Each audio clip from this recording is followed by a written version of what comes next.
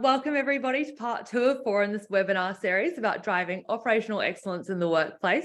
I'm your host, Kez Lynch. If you joined us last week, we heard from internationally renowned workplace strategist Nina Fountain about what workplace experience really is and how to deliver it in your workplace without offering free donuts every day. If you missed that session, it's available on the Parkable website right now. While you're over there, you can also take a moment to learn a little bit more about how Parkable's software enables parking slots to act like hot desks, bookable and shareable, and why companies like Meta, Swarovski, Workday, KPMG, and Universal Music Group have trusted Parkable with making their parking match their flexible working policies. Today, Parkable presents headline speaker Gary Bolles. As an author, the chair for the future of work at Singularity University, and the creator of LinkedIn learning courses on learning mindset, learning agility, and leading change, Gary's teachings on the future of work, learning, and the organization have reached millions of leaders and students all around the world. His latest book, The Next Rules of Work, The Mindset, Skillset, and Toolset to Lead Your Organization Through Uncertainty, is a guide to conquering this brave new world of work in a post-pandemic era. Over the next hour, Gary will take us through how to co-create a flexible workspace. If you've got questions for Gary as he talks, drop them in the Q&A or the chat, and I'll present them to him when we've got a break or at the end. Over to you, Gary. I really appreciate the opportunity. I did want to hear more about the free donuts, but maybe we can talk about that during the Q&A. So it sounds like a great idea. Okay, thanks so much. I really appreciate the invitation. I'm really looking forward to exploring a variety of ideas. I hope that those who are watching, there's so many things that we lose in the post-COVID era of connection between people and all being in the same place, but there are a few things we gain. One of them is that we be on Zoom calls, and when I'm talking to a big group, I can't see thought bubbles over their heads. We don't have that technology yet, but we can do that on Zoom. So if you folks want to use the chat line as the thought bubble line, then I'd love to have anybody watching just pop in thoughts, questions as we go along. You can use the Q&A function as well, but then I'll try to save a few minutes towards the end. We'll run through a lot of ideas, but especially if you have particular questions about very specific strategies, like specific situations or that sort of thing, or particular companies that are using certain strategies. I'm happy to talk about different examples with organizations. Does that work for everybody, I hope? Sounds good. Okay. All right. So maybe we'll just jump into it and I'll just start doing the screen sharing thing. And again, just feel free to stop me at any point. If there's anything where there's something I missed, there's a question somebody has that I should be addressing. So, all right. Do I get a thumbs up? Is that okay? So once again, humans have overcome their technology. Every time that happens, I want to celebrate it. So, all right. So why would I use a phrase like co-creation? Or co-creating the flexible workspace. So much of the framing that we use when we think about work, when we think about place, when we think about being together with each other, we're actually following a lot of rules, in many cases that have sort of been set up quite some time ago. And I'll talk about how those rules, sort of different waves, how those rules change. But I think it's really important for us to be able to stop and understand, sort of re-examine some of the rules that we've accepted about work. And now in a post-COVID era, we actually have a substantial number of opportunities to treat this as a process of co-creation. That is, not to think that there are certain policies or procedures or approaches that are static and are going to just stay that way. We've solved it, done, but much more to think of it as an ongoing process of co-creation. So that's going to be my main thesis for today, and then we can talk about the how, like the process of doing that. So why would I be so interested in these things? Well, I have what I call a portfolio of work that's focused on a lot of different facets of the diamond. So my book, The Next Rules of Work, as Ted was saying, I was trying to offer sort of insights around mindset, skill set, and tool set, and I'm happy to talk about those during the questions. I have a small but mighty consulting company called Charette, where we focus on what we call initiatives with impact. I do a lot of talks for organizations around the world, especially C-suite, people who lead organizations around dealing with dramatic change, exponential change, We've got a small but mighty software company built from the work of a book called What Color is Your Parachute? I've got, as Kez was saying, courses on LinkedIn Learning. Now it's about 10 courses, about 1.3 million learners. And the most recent one is Skills for Leading the Future of Work. And I've dropped the link into the resources page for this talk. And then, because there's just not enough time in the day, I also am Chair for the Future of Work with Singularity University, which is a global think tank. It's a Duke tank where we help a variety of different organizations to deal with exponential change. So when I talk about this unique time in human history that we're in, I offer what I call a series of fire starter ideas. And so as we're talking about how we lead to a future of work, and just so you know, the future of work rarely has to do with the future. It's not about some hypothetical world of work in 2050 for most people. It's tomorrow. The future that most people are caring about is tomorrow. How do we continually figure out what those rules need to be and how each of us as humans can find or create meaningful, well-paid work and how we can thrive in the context of work. So I'm going to offer you 6 what I call fire starters, and we're just going to kind of roll through these fairly quickly. So the first is exponential change is the new abnormal. Work means solving problems and creating value. The rules of work are always changing, and we can talk about why. Workspaces, particularly, have 6 key elements, things that are true about the way that we work. We have to co-create those next rules if we're going to keep on adapting as human beings. And then one of the ways, the sort of through lines, the Southern Cross or the North Star that each of us follows, often is anchored in purpose and meaning, and those will drive a lot of the decisions that we're going to make. So let me just run through each of these, and again, please pop ideas into the chat line and let me know. And then if you have any questions, please be sure and pop those into the Q&A if that's helpful. So, all right. So the first fire starter point: exponential change is the new abnormal. I mentioned Singularity University. So this is a global think tank, and it was founded by 2 brilliant men, Ray Kurzweil, who wrote The Singularity is Near, and Peter Diamandis, who wrote a book called Abundance. And if you put those 2 things together, that is that the world is full of exponential change, that is continually more and more rapid change. But if we have what Peter calls an abundance mindset, that is, we don't think about scarcity and limitations, we think instead about opportunity and abundance, that we can actually come up with much greater solutions to challenges in the future. And so those brainiacs that I mentioned, the experts of Singularity University, they're smart on everything from next generation robotics. You might have heard of this thing called artificial intelligence, to space, next generation medicine. And I get to pull from those amazing brains thoughts about the future of work, the future of learning, and the future of organizations. And I mentioned artificial intelligence. Often I find that it's really important to explain to people what exponential change means. So I went onto a website called chatbcg.com, and all I said was Ray Kurzweil and the exponential curve. And in 6 seconds, it created a 6-slide PowerPoint presentation for me, just on that prompt, outlining who Ray is, what his thoughts are, the fact that an exponential curve is essentially a doubling, which starts off kind of slow and then hits this hockey stick inflection point, and then examples such as the microprocessors, the brains of these digital distraction machines that we all carry around in our hands. And then it talks about the implications of that curve, but it actually missed the picture. Well, this is true about a lot of these artificial intelligence tools. I call this the quiet tsunami of AI tools, which is having a big impact on work. I dropped into the resources link to one of my recent newsletters. I've done a 5-part series on this AI tsunami. And if you're interested in that, then sort of walk through a variety of different facets of the diamond. But what is necessary in a world of exponential change, because I believe strongly that is the new normal or the new abnormal, as we say at SU, is that we have to see with new eyes. That is that this incidentally was an image that was generated by artificial intelligence on midjourney.com. And all I said was a child talking to a robot in a field. And that's it.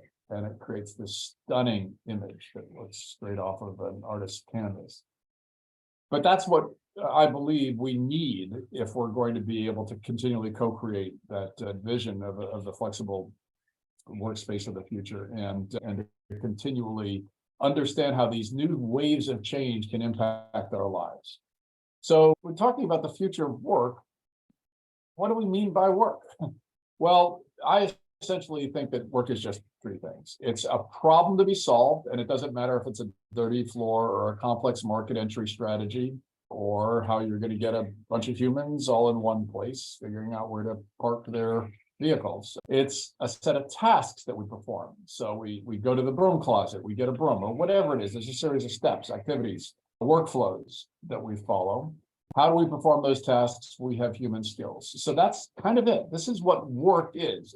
There's a lot more things in a job, and I'll talk about those, but human skills apply to tasks to solve problems. That's kind of it. And we sort of group a lot of those tasks together, and we call them processes. And then we think, oh, robots and software can do a lot of those tasks. But basically, when you think of your work, you think of the things, the problems that you solve, the tasks that you perform. It's really, really helpful to then think about what are the human skills that I bring to perform those tasks and solve those problems. And as work always changes and the workspace always changes, that's an opportunity for us to be able to continually think about what new problems we're going to solve, problems we've never seen before, and what new skills we need to continually develop so we can solve those problems. The third fire starter is, I mentioned waves of change. The rules of work have always changed and will always change. So we've often followed old rules from the industrial era, 5 days a week, 8 hours, 9 hours, 10 hours a day, going to the same workspace over and over again. And then along comes a new technology and this thing called Zoom. Oh, we can do remote work. And some tech companies tried it, and then they shot those policies because they didn't trust their workers. And then along comes a virus and what I call the Great Reset. And suddenly now we all have to trust each other. We all have to have a distributed workspace. And so we had to come up with a whole bunch of rules, next rules, for how we were going to do that. And now here we are, it's kind of like on the Disneyland map, you are here. We are co-creating those next rules. And what I want to do is sort of walk you through what I think that process needs to be of continuous co-creation. But basically, you can sort of picture these waves, and we're here at this Disneyland map moment. Mark Andreessen, the co-founder of Netscape, which is the first internet browser, first commercial internet browser, he's fond of saying that this is a real turning point for how society is developing, and this is an opportunity. It's a waste of a perfectly good pandemic if we don't treat this as an opportunity to be able to continually co-create what the rules need to be. So that's the third fire starter. These waves of change, especially when they relate to work, are always going to continue. And if anything, what we've done is we've inherited so many of those rules from that industrial era, a lot of factory-oriented rules, that unfortunately what's ended up happening is we kind of, many organizations, we've kind of bungee corded back. I know a number of you are in New Zealand. We bungee corded back to the old rules. And again, waste of a perfectly good pandemic. So let's deconstruct what happens in work, what goes on in a workspace. And then let's look at the major elements, and then how we can workshop what the changes need to be, the ways we can make it more human-centric work, which is, I believe, our key goal. So I normally say there's 6 different facets. Let's focus on 5 right now. What, where, when, who, and how. So in the old rules of work, if we all worked in a factory, it'd be the same task at the same location, the same hours, with the same people, and doing the same work roles over and over again. So that there's 6 W's, but these 5 W's, we wouldn't have to be thinking a lot about what work is. We just keep on doing it. And then along comes modern work, and oh, wait a minute, mind-numbing commute and big cubicle farms. Now, of course, not everybody's workspaces like this, but we seem to have kind of recreated a lot of those processes that come from the old rules of work. And if you think about this dynamic tension between the organizations that are trying to be more flexible versus the those who are bungee corded back, I was at an event that Elon Musk was at 2 weeks ago. I've known Elon since 2006, and he bought this company called Twitter, and he fired 75% of the people, and the other 25% have to go into the office. And so that's kind of the old rules of work. That's a sort of my way or the highway mindset. And what it creates is what I call a tug of war. You've got this old rules mindset, but you've got a ton of workers, and not just young people, but especially young people, that want flexibility in their work. And so this is, Wall Street Journal is a little overhyped on this, but they call it the war to define what work looks like. But it is this dynamic tension between these different mindsets. And some of the old rules CEOs will, Elon's famous line was, go pretend to work somewhere else. That is, distributed work or flexible work is not real work.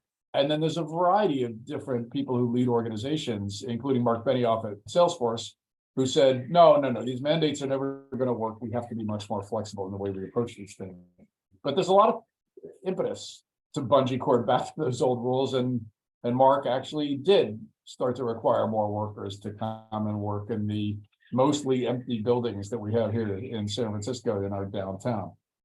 So it doesn't always hold, but the mindset I want to urge, Apple, Tim Cook, the CEO, tried 4 times to mandate workers to come in. And during one of the worker rebellions that he had to deal with, there was a response from the Apple employees, a letter, and said, stop treating us like school kids. And he'd be told to be where and what homework to do, right? And so this is the W's, right? These are the characteristics of work. So there've been a bunch of studies that have been done in the post-COVID era, and it's very, very clear.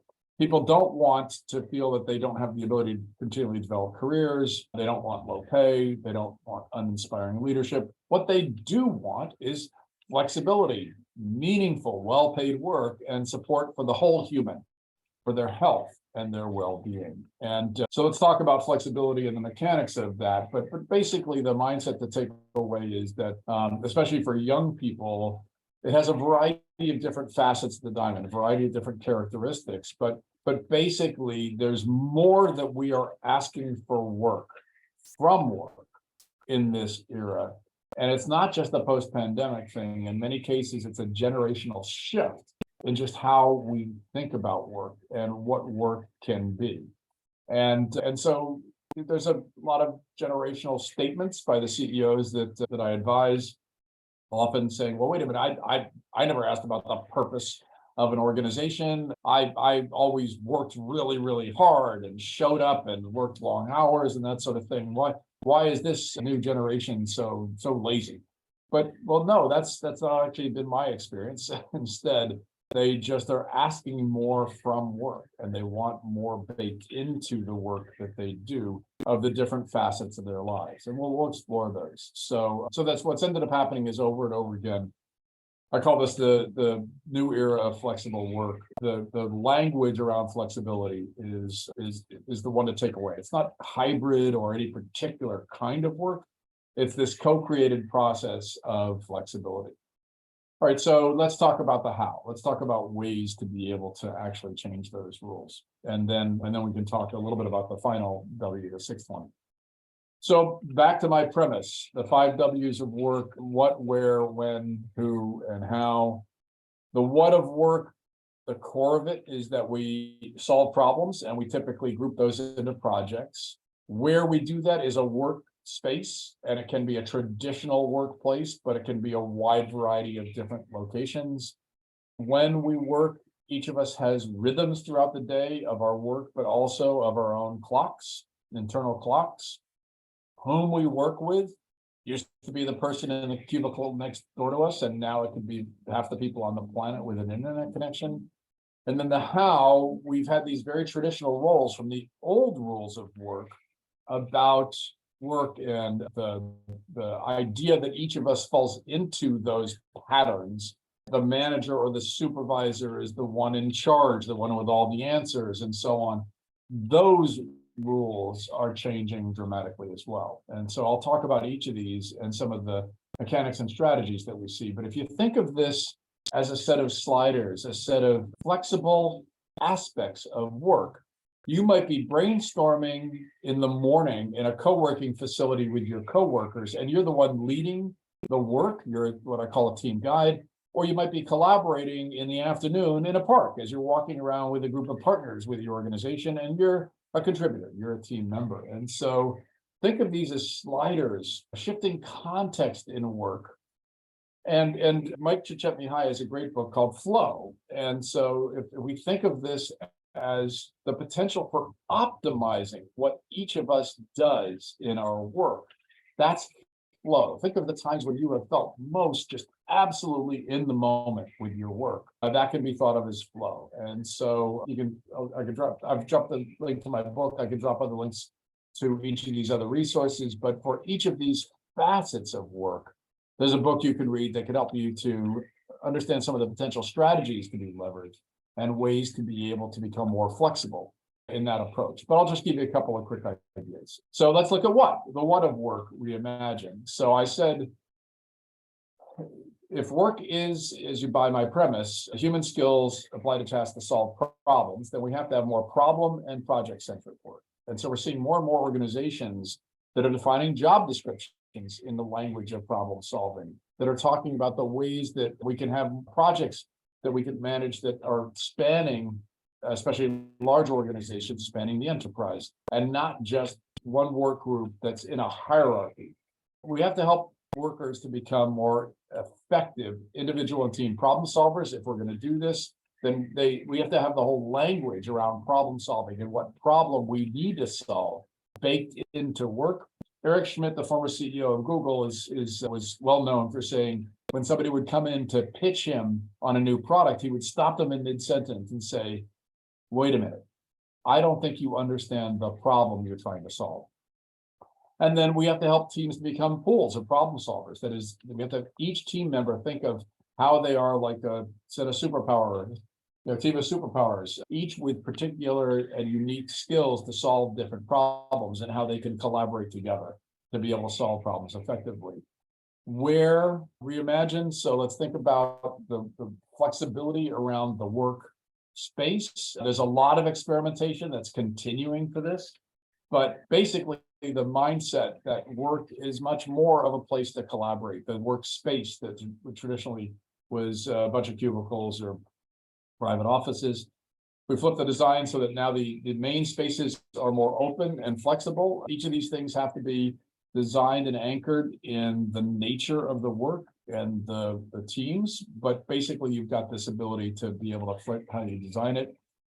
When there's lots and lots of experimentation with the timing of work. A big study was done in the UK, which found that essentially a 4-day work week, many workers liked, and depending upon whose numbers you ascribe to, not only no loss of productivity, but actually increase in productivity as people have more and more ability to have the agency and the control.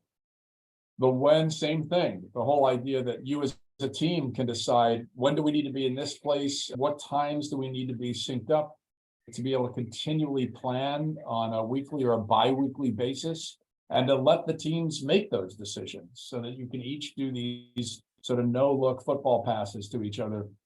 If somebody's got to take their kid to the football game, or somebody's got to take their sick aunt to the hospital, you all also have baked in life's priorities into the design of the when of the team. Who is a particularly flexible mindset that we're seeing by more and more organizations. There's a number of organizations that are 100% distributed, that is no physical workspace. Singularity University, we don't have any particular location. It's a very global organization and very virtual. But basically, there's a variety of different approaches that you can use to reduce the friction around how you can bring more people with the talents that you need into the organization. In the United States, we have an organization that talks about stars, skilled through alternative routes, don't have the traditional degrees. Have processes where you reduce the friction to help people to start to do mentorships, apprenticeships, project work, so you can get to know each other better. Internal skills marketplaces, and a process technology that allows you to continually adapt to different time zones. The how I often spend a lot of time on, but our time today is short. It often shifts around a new understanding of the team. Teams have a common purpose, a coordinated effort, they're accountable for results, and they can dynamically bind around problems. And Google's Project Aristotle found out that if there's two underlying characteristics, it's that teams have to be diverse and they have to be in an environment with psychological safety. And if there's any place that you in your organization can change that calculus, it's around the role of the person formerly known as the manager or the supervisor. My friend Esther Wojcicki has a great book called Moonshots in Education, and she talks about the need to shift the teacher's role from the sage on the stage to the guide on the side. And that's the same mindset shift for people who lead teams and lead organizations. A team guide doesn't think they always have to have the best answers. Instead, they have the best questions. And so that's one way to be thinking about the work that we do and the role of the person who leads that work. Here's some other pictures maybe to pop in your mind. And then we'll talk about the final W, and I'd love to get any of your thoughts or questions. So back to the whole idea that work is a set of problems to be solved, and we sort of break it up into a range of problems. What you think about as somebody who leads a team. So let's say you lead a team and you've got a big project that you're going to do, then your goal is to try to break up, to have the team work together to break up the problems to be solved, because essentially what you're doing is you're creating value for the organization stakeholders. It might be customers, it might be your local community, there's a variety of different ways to be able to slice and dice a big problem to be solved and break it down into its different components.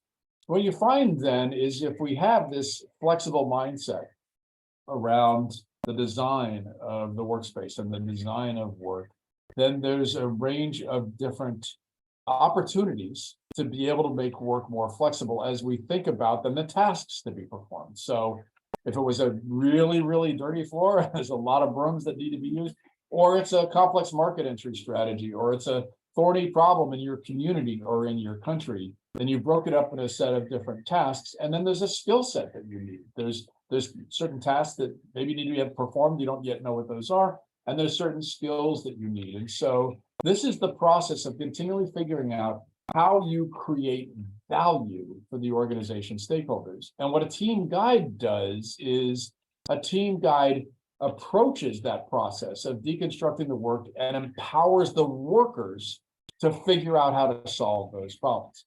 The team guide doesn't have all the answers. They ask the best questions. They know the mindset and skill set of each team member.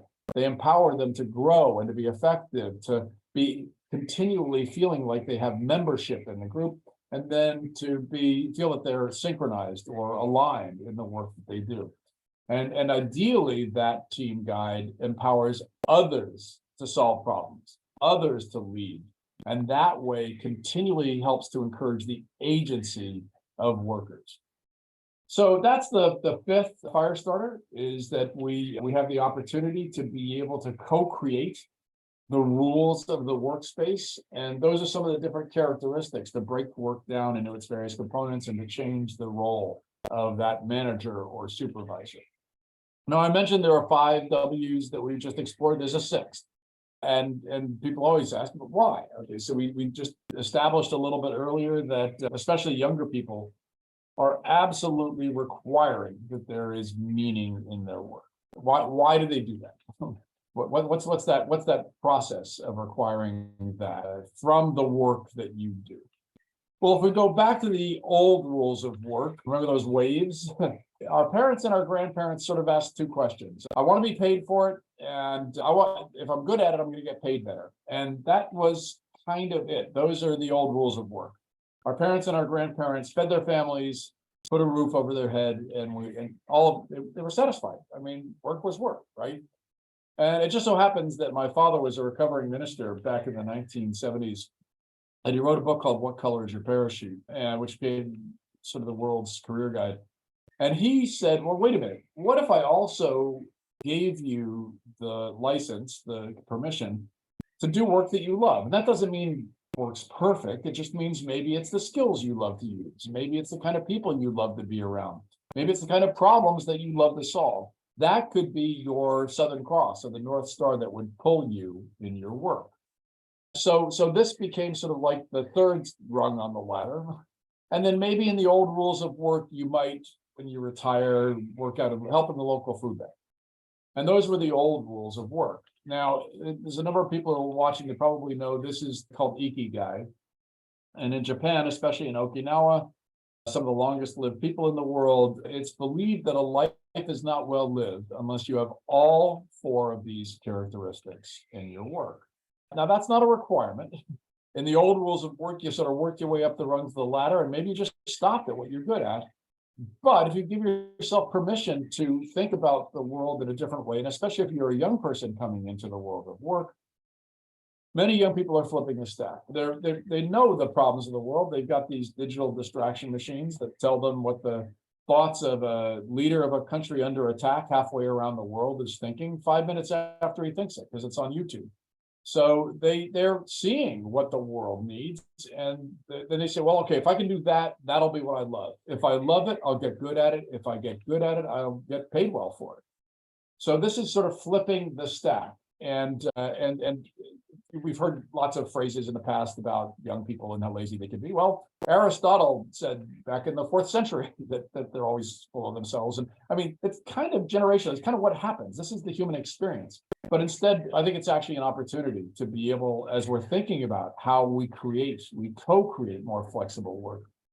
These issues are not going to go away. These are actually issues that each of us as humans wrestle with. And more organizations are going to need to bake in an understanding of these requirements of the younger generation. If this stuff is interesting to you, read Jeremy Lent's book, The Web of Meaning, where he talks about why meaning matters so much more in this era.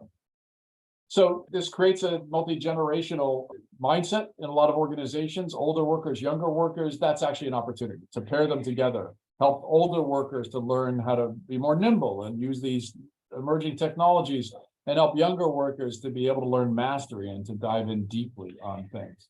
On my website on gbolles.com, I've got what you might think of as a canvas, a really brief tool that you can use. I'll pop the link into the resources as well, that you can download for free if you want to just do that finger on the pulse for yourself of those 6 W's to just get a better understanding of your own work and the way that can be more flexible.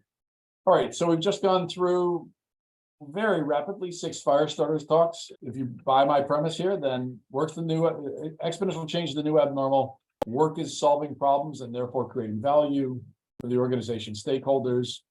You know, these rules of work are always going to change. Yesterday it was a virus. Today it's artificial intelligence, software that's transforming people's work. It's going to continue to change. If it's going to continue to change, then we have to co-create that workspace, co-create this much more flexible work. And that's an opportunity for each of us to be able to determine what flexible work needs to be. And then for those who need a through line, who need something that pulls through with work, then that's an opportunity to be able to continually infuse meaning into what we work. So I'm going to stop there, and I'd love to see if there's any questions or issues that each of you are thinking about. There's a couple more ideas I can pop in if we have more time. But if you have any more questions, you can, I'm easy to find on LinkedIn. I mentioned my newsletter and resources at gbolles.com. But would love to hear any thoughts or questions from any of the attendees. Just to kick us off, I guess, with some thoughts as well that I kind of had pop up as we were going through. What have your thoughts been on the 4-day work week trials that we've seen out of the UK lately? You know, there's been a lot of media coverage on how successful they've been. So let's back up and just say, all right, so everybody's watching. I want to give you a magic wand. Think of the 6 W's in your work. You have a team, you have people that you work with, and think of the coming week or the next week. Now, how would you design it? And for some people, what fits their lifestyles, what fits their work styles, what fits what their vision of the workspace is, you know, I kind of want to pack it all together into 4 days because I've got other things I can be doing. I like the idea that there's 4 days I'm working and 3 days that I'm not deliberately working. And that fits my lifestyle. And others might say, you know what, I kind of want to stretch it out. I'll do 6, but I won't work as much each day. I'll have less focus on that, and that actually fits my lifestyle and work style much better. Now, a lot of organizations want to mandate this and they want to have it be standardized, and I totally get that. We find that actually the organizations that make that a process of co-creation with their workers, it's never going to be perfect for everybody, but that offer a range of options, but have sort of a recommended approach. Those are the ones that tend to get the most satisfaction from workers. And so 4-day is great. What you do want is, if you're going to do that, that your workers are signing up for it. Every time you hire somebody new, they know what they're signing up for. And so the studies are quite good that show that worker satisfaction either stays about the same or increases. People feel like they can be more productive. The work needs to be revamped because you're going to be putting more time into a specific day. And what you often get is, over time, a feeling of just greater life satisfaction. I don't use the phrase life-work balance, but just greater life satisfaction when you feel that you have more control. Mhm. We have a question here about how you might physically deliver, a co-created flexible workspace. What does that look like in your eyes? Or have you seen any great examples at maybe offices you visited across San Francisco or all around the world, really? Absolutely. So LinkedIn itself has done this. Again, I'm always gonna suggest we sort of step back and we have magic wands. All right. So now think about the kind of work that you do and the ways that people come together, and especially teams, and what helps them in their work the most. And so if you're in a very urban area, like Auckland, for instance, and there's a lot of cars and drivers all coming in, and you need to organize that, then what would be the optimal way of organizing that? Or what would be the ways that you want to think about coordinating your work and so on? And what you get then is, oh, well, so for some people, coming in every day, that's optimal. Like I don't work as well at home. I really like to be in a workspace. For other people, it's no, I want to come in as little as possible. And when I come in, I want to have a reason for doing it. I want to be there to be solving problems with my coworkers. So I give you that magic wand, and every week, or let's say 2 weeks, you have the ability to do that planning. Now, a wide variety of organizations are doing this. Even in the United States, our federal government, the General Services Administration, is actually encouraging teams to do 2-week planning windows. And they together decide when they're together and when they're not. All right, so then if you're doing that, then what's the workspace for? The workspace becomes a lot more about design for collaboration. You have to have a mindset that it's not remote work, it's distributed work. So if you have some team members on site and other team members that are not there, how do you make sure that they're baked into that experience? So they're not just a tack on, like somebody just remembers at the last minute to bring in a laptop so they can zoom in. No, how do you design for that? And then how do you think about all the tools that are, that work for flexibility? And anyway, so that process of co-creation, we often have physical resources that have physical limits. We only have offices that are so big. Atoms, things that you can touch are hard to move around. So you think about designing in flexibility, tables and chairs that have wheels on them, and whiteboards that can move, and workspaces, hopefully group workspaces that are nice to work in. It's like, it's fun to be here. And then you can change your mindset as a worker. Like, I'm going to go in because that actually is the best way for me to be able to solve problems with other human beings. Mm-hmm. And you were talking just then about like co-creation. And I guess we've got a question here about how you actually co-create. How do you source that worker input and ensure that you're creating these spaces that work for the business, but also for the people in that business too? Yeah, absolutely. So let's start with the work itself, right? I think that's a great question. Let's start with the work itself. So each of us has a set of problems to be solved and a set of activities that we're performing, or a set of skills that we bring. And so back to magic wand time, what would we want? We would want to be able to have perfect knowledge about what we need to do, the problems that we're solving, the value that we create for the organization, and so on. So in my book, I've got a picture. I'll just do it with my hands, but something called the strategic arrow. And so every organization benefits by having really, really explicit statements and agreements about what the organization is about. What is its vision? What is its mission? What are its goals? Like, what are the next steps, the value it's trying to create in the next 6 months, let's say? What are the objectives that they have? What are the projects that they have, and so on? So think of that as a strategic arrow for the organization. Now, what if you could stop anybody in your organization in a hallway or on a Zoom call and say, what are the top 3 strategic goals of our organization? What are the top 3 strategic goals of your team? And what are your top 3 strategic goals for your own work? And how are all those aligned? Most organizations, you're not going to get consistent answers from anybody. So that's a problem to solve first, because the whole idea of co-creation is that we agree the value that we're trying to create. And if we don't know the organization's vision and mission, and we don't know its strategic priorities right now, and we don't see how our work connects to those strategic priorities, then you're kind of limited in how you can align, how you can synchronize. I call it syncing. So it so happens that there's a company called Asana. They're a competitor to Atlassian, the Australian company. And not only do they use something like the strategic arrow, so that every single worker in the organization knows what the strategic priorities are for their work, but then they have software where every single person on the team is continually contributing what they're working on, where they are in their work, informational updates. And so it's project management, but it's in the context of the strategic goals of the organization. So that's an operating system. That is all critical, whether or not you're doing it in software or with Post-it notes. But that is critical infrastructure for the operating system of even small organizations. And it's a lot easier in small organizations.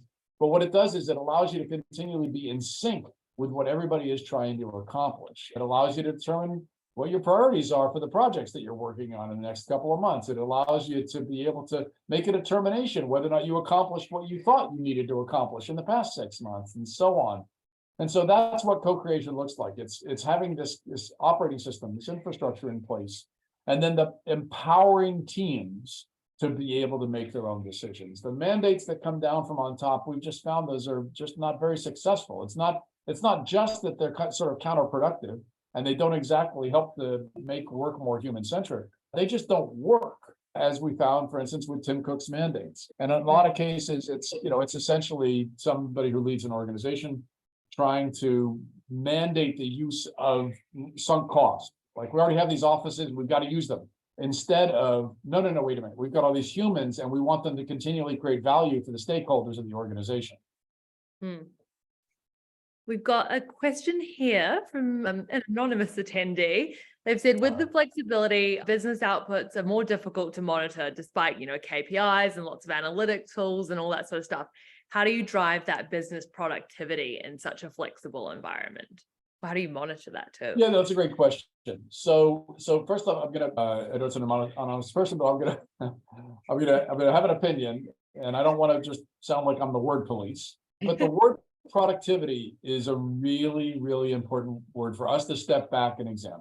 So productivity in the old rules of work was the amount of output, the number of widgets that was produced on an assembly line. And it was so easy to be able to roboticize that work because the person on the line next to me is knocking out twice as many widgets. Oh, then I suck as a worker. Like, maybe I won't keep my job. But modern work is a lot more complicated in a lot of cases. And so productivity is, unfortunately, I think, a mindset in a lot of organizations that leads to a lot of negative consequences. Now, it doesn't mean that we don't want to feel like we are productive in our work, but I first off would say, let's shift to a different context, and I call it being effective. So effectiveness in your work is, here's the agreements that we have about the problems that need to be solved and the value that I'm helping to create for the organization stakeholders. Maybe it's making happy customers. Maybe it's making lots of widgets. Maybe it's creative work that's really, really hard to assess. But here's our agreement, my agreement between me and my team, between me and my team guide. And then here's the work that I do. And some weeks, absolutely 100%, hey, done, nailed it. Other weeks, not so much. We had these agreements, but I didn't quite get this stuff done, or I got something different done. So what you really need in this sort of oscillation that is human work, unless you are working on a factory production line, is we need a process of that continual determination of the agreements. What is it we're trying to accomplish? And then the best ways for you to accomplish those things. And then we need to have the ability to learn from others, how they do that. And so that's effectiveness. Now, there is a lot of work that is much more subjective. That is, it isn't easy to assess. It isn't easy to just put numbers on. And so the organizations that I think are making the transition to much more of an effectiveness mindset, what they're doing is they are pushing a lot of the determination to the team level about how they're going to solve certain problems. Now, it doesn't mean, you can't have really aggressive problems to solve, like stretch goals and really, big things that you need to accomplish. What KPIs and OKRs, key performance indicators, and objectives and key results are essentially mechanisms by which we try to put some kind of operationalization around the sets of agreements, those are KPIs, and then what we're trying to deliver to be able to get to that point. If you go back to the strategic arrow, what you find out is that the whole idea that there are particular objectives that we're driving towards, if you've got that in place, you agree what the objectives for the organization are, and then you see how what your team is trying to accomplish connects to those. It is so much easier to be able to determine what the indicators and KPIs need to be. That is how we'll know we're getting to the results that we want. And then the OKRs, the objectives and key results, are tied to those objectives on a timeline. Like there's certain things we need to do in the next 3 to 6 months, and there's some stuff that's a little farther down the road.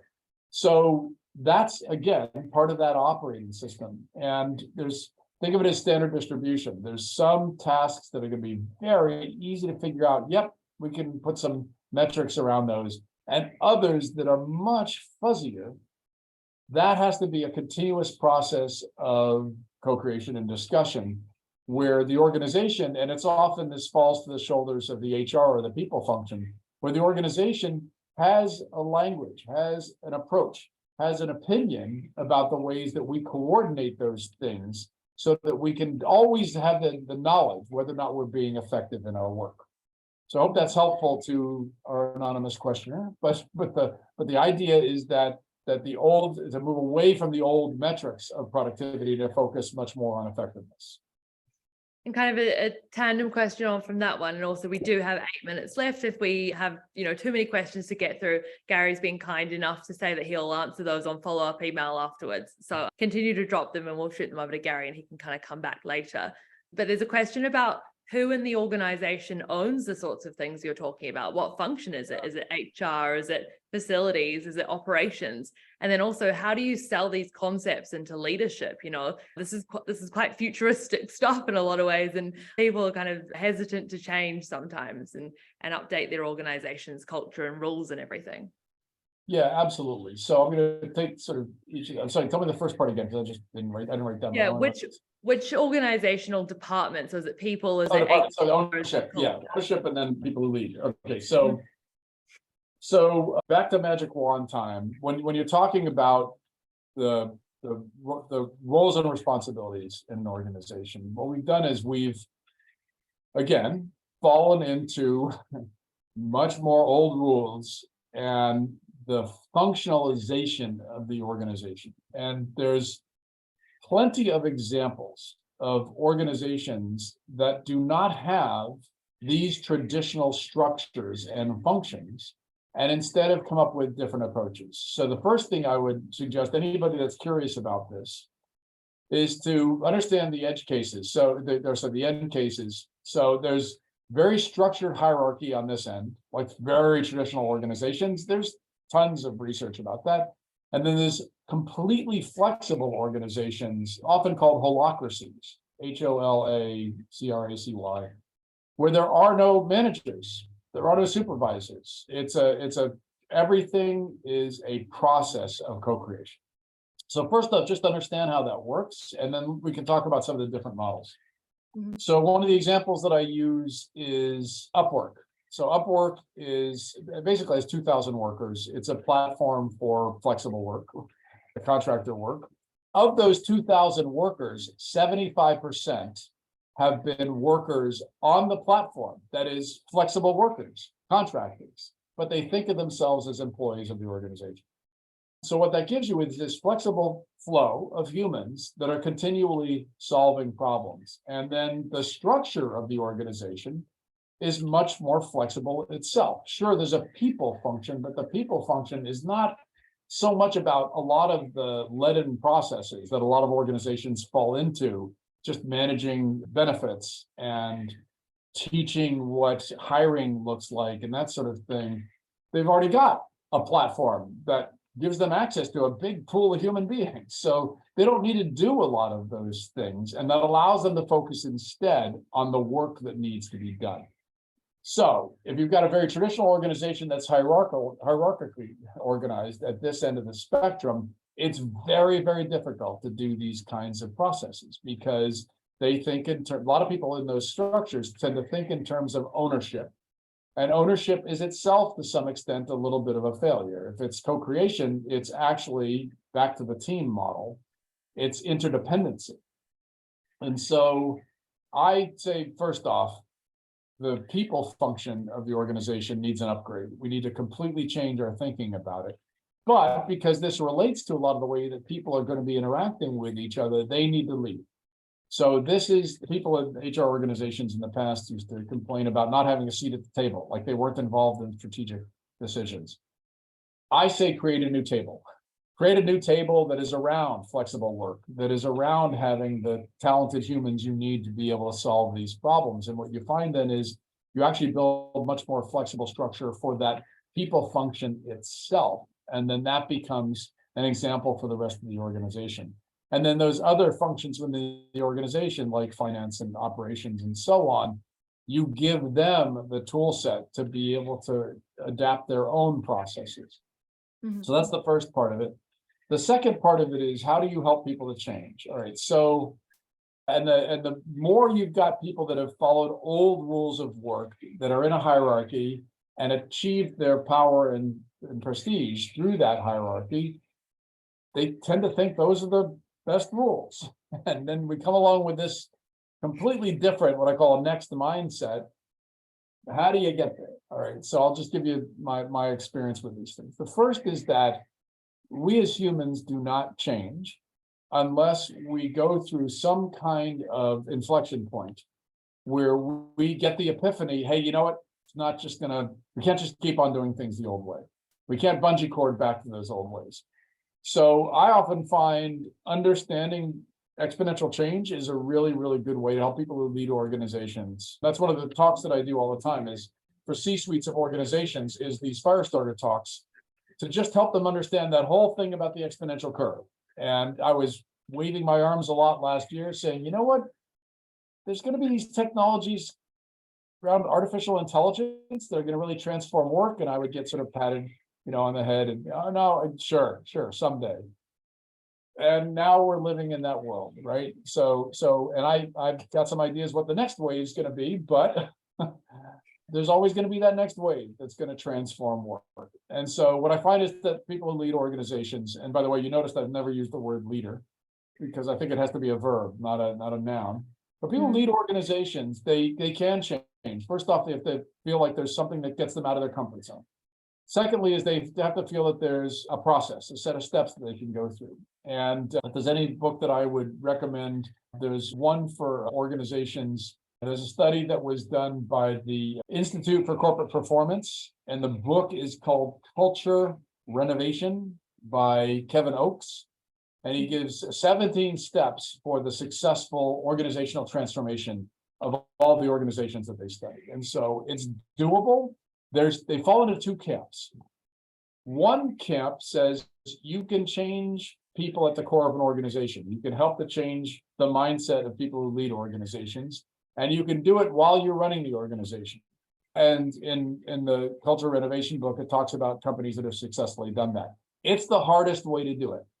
Another approach was championed by my friend John Hagel at Deloitte's Center for the Edge, and he talks about it as edge strategies. You go over here to a new department, a new division, a new company that your organization has purchased, and you change that culture, or you buy a company that has the culture that you want, and then you slowly infect that culture into that mindset into the rest of the organization. So it's doable.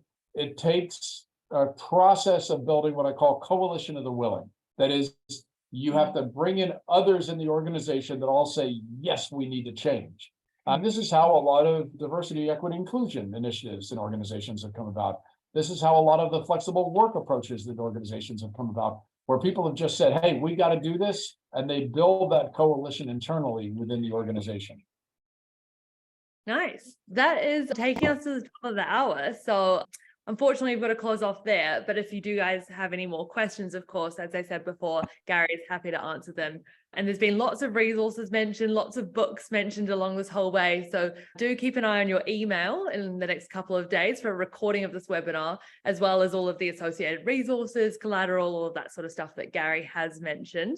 There will be some more information about Parkable as well, and how you can optimize your car park performance and enhance that employee experience without adding crazy loads of administrative work. And if you do want to hear more from Gary, you can obviously follow him on LinkedIn. He mentioned before, he also popped his email address up. So I hope you took note of that earlier.